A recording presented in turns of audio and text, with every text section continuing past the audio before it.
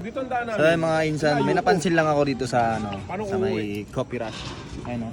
Ito. Tapit ka tol. Ito, gusto ko lang kamustahin to.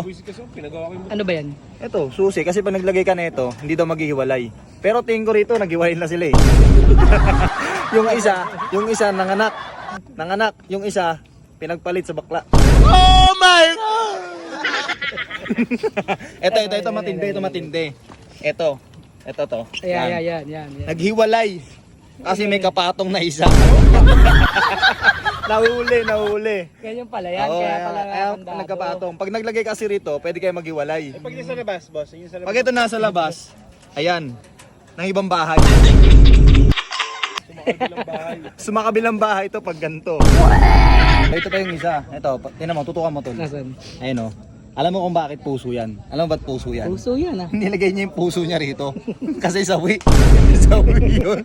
Sawi yung naglagay nito. Kawawa, pinadlock niya yung puso niya Pinadlock dyan. niya yung puso niya rito eh. Ayun. Ito meron pa isa tol. Ito, sana. Ayun oh. Kung papansin nyo, couple yan. Oo Couple nga, yan. couple nga ano. Ayun oh, tatlo yan. Itong tatlong to magkakaibigan. Tinan mo, kung papansin mo, puro puti. Oo nga. Magkakaibigan yan. Sanay ako sa mga ganito, alam ko na yung mga isip niya mga yun. So Ano nilagay ibig nila sabihin ngayon. So itong isa, nagkapalit-palit yan ng jowa. Nagkahiwa-hiwalay din yan. Kaya lang naglagay dito nagkahiwa-hiwalay. Yun lang naman, share ko lang naman. Sulutan.